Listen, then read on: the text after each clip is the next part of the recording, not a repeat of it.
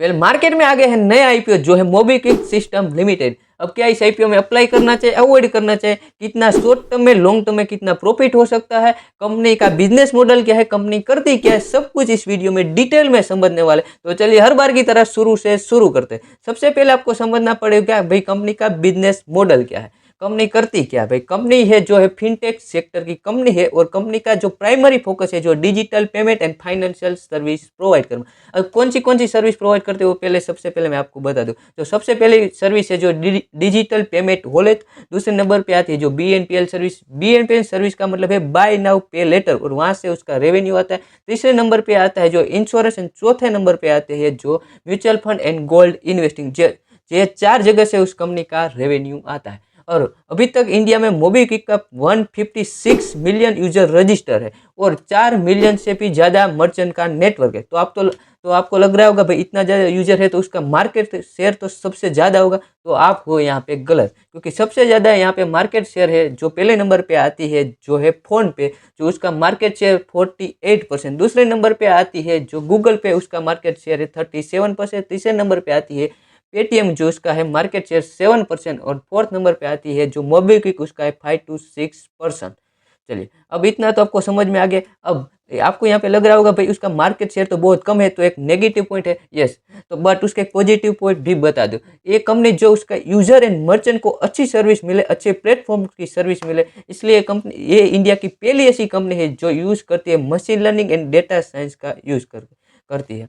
चलिए अब देख इतना तो आपको समझ में आ गया। और कंपनी का जो मिशन है जो वर्ल्ड क्लास प्रोडक्ट प्रोवाइड करना इंडिया को, और अभी तक कंपनी ने जो फंड रेज किया है जो American express and Bajaj finance है। चलिए ये हो गया कंपनी का बिजनेस मॉडल, कंपनी करती क्या। अब सबसे पहले हम देख लेते हैं आईपीओ टाइमलाइन।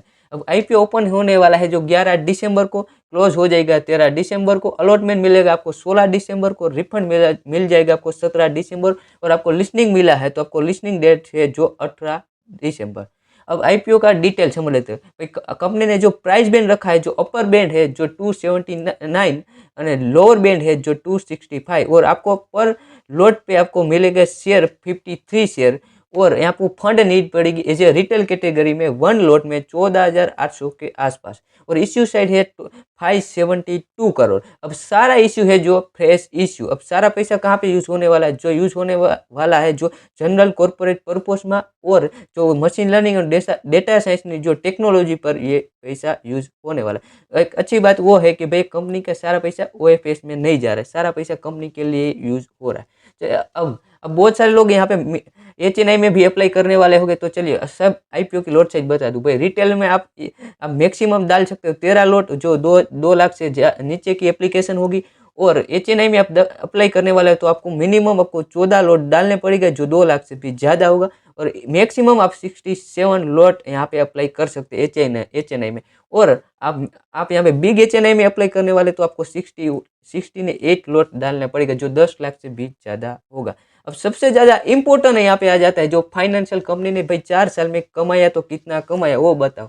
तो सबसे पहले उसके एसेट देख लेते भाई। 2022 में 850 करोड़ के आसपास उसने एसेट थे, 2023 में 714 करोड़ थे, 2024 में 856 करोड़। यानी एसेट तो हर साल न्यूट्रल है, बढ़ भी नहीं रहे कम भी नहीं हो रहे, जो एक अच्छी बात है। और रेवेन्यू देखने जाए तो उसका 540 करोड़ का 2022 में था, 560 करोड़ का 2023 में था, 890 करोड़ का अभी 2024 में उसने कमाया, रेवेन्यू किया। तो आफ्टर प्रॉफिट आफ्टर टैक्स देख लेते भाई। अभी तक जो 2022 में कंपनी थी नेगेटिव 128 करोड़ माइनस में थी, और 2023 में 83 करोड़ माइनस में थी, और 2024 में 14 करोड़ प्लस में आई। मतलब इस साल कंपनी अभी प्रॉफिटेबल बनी है। और नेटवर्क देखने जाए तो 158 करोड़ था, 162 करोड़, 142 करोड़ 2024 में था। यानी नेटवर्क में बहुत ज़्यादा फर्क नहीं पड़ा है। और रिजर्व सरप्लस भी पॉजिटिव में है। और टोटल बोरिंग देखने जाए तो रेवेन्यू से कम है तो बहुत ज़्यादा है, बहुत डिफरेंस नहीं है। चलिए अब देख लेते भाई कंपेरिजन, जो कंपनी ऑलरेडी शेयर मार्केट में लिस्ट है उसके सामने ये कंपनी का कैसा वर्चस्व है। सबसे पहले देख लेते हैं भाई मोबीक्विक का जो मार्केट कैप है 2000 करोड़ का ही है, और पेटीएम का देखने जाए तो 62,000 करोड़ का है। तो इससे बहुत बड़ा मार्केट है। पर रेवेन्यू के हिसाब से रेवेन्यू देखने जाए ना दोनों का तो मोबीक्विक का अच्छा। और प्रॉफिट आफ्टर टैक्स देखने जाए ना 2024 में कंपनी ने कितना कमाया तो मोबीक्विक अभी तक पॉजिटिव में, और पेटीएम में 1400 करोड़ माइनस में। जो दोनों के कंपैरिजन में अभी मोबीक्विक अच्छा, बट एक यहाँ पे नेगेटिव पॉइंट है जो पी का मतलब समझिए ना, तो प्राइस टू अर्निंग रेशियो, यानी 1 रुपया कमाने के लिए आप यहाँ पे दे रहे हो 113 रुपया। और पेटीएम तो अभी तक माइनस में ही है, तो पी भी उसका बहुत ज़्यादा है मोबीक्विक का, जो एक नेगेटिव पॉइंट, और प्राइस टू बुक वैल्यू भी थोड़ा सा ज़्यादा है। मतलब ये हाई वैल्यूएशन ऊपर ये आईपीओ लिस्ट हो रहा है, जो एक नेगेटिव पॉइंट है। चलिए अब देखते हैं भाई यहाँ पे कंपनी में अच्छी बात क्या है, बुरी बात क्या है। देखो कंपनी के पास वाइड यूजर है, बहुत ज़्यादा यूजर है, एक अच्छी बात है। और इनोवेटिव ऑफरिंग है, एक कंपनी अच्छा ऑफर देती है। मैंने भी मोबीक्विक की बहुत बार एप्लीकेशन यूज़ की है, वहाँ पे आपको रिचार्ज के में अच्छे अच्छे कैशबैक मिलते हैं, जो एक अच्छे ऑफर देते हैं, जो एक अच्छी बात है।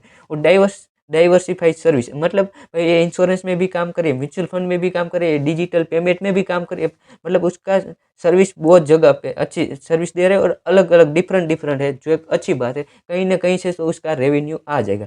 और यहाँ पे देखो भाई बुरी बात क्या है, वो पहले समझ लेते, कौन क्या है कंपनी का, जो है कंपटीशन। यहाँ पे सबसे बड़े जाइंट है फोन पे, गूगल पे ने पेटीएम, जो बड़े बड़े कंपटीशन है। और यहाँ पे उसका मैंने ऑलरेडी फाइनेंशियल देख के बताया कि भाई उसकी हाई वैल्यूएशन है, जो जब एक आईपीओ लिस्ट होने के बाद आपको कम प्राइस पे मिले तब आपको यानी लेना चाहिए, खरीदना चाहिए। But I am not SEBI register, मैं आपको कोई ऐसे कह नहीं सकता, बट आप खुद अपना डिसीजन ले लेना। अब रेगुलेटरी रिस्क का मतलब भाई यहाँ पे बहुत बार क्या गवर्नमेंट का रूल्स चेंज होता है, तो उसकी वजह से कंपनी को अच्छा खासा रेवेन्यू में प्लस माइनस हो सकता है।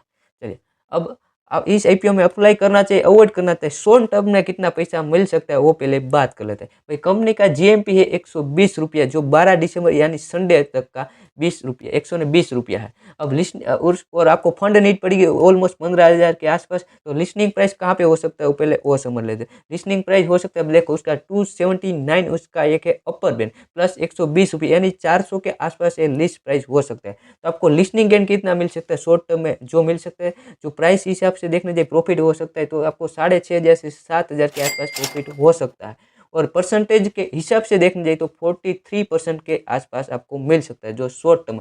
और जब आप जिस दिन आप अप्लाई करो लास्ट दिन, उस दिन अपना जीएमपी देख लेना कितना है, क्योंकि मार्केट में जीएमपी बहुत बार चेंज होता है। चलिए आपको इतना तो समझ में आ गया, इसमें आपको अप्लाई करना चाहिए शॉर्ट टर्म में कितना प्रॉफिट हो सकता है जीएमपी देखकर, लॉन्ग टर्म में कितना प्रॉफिट हो सकता है फंडामेंटल देखकर।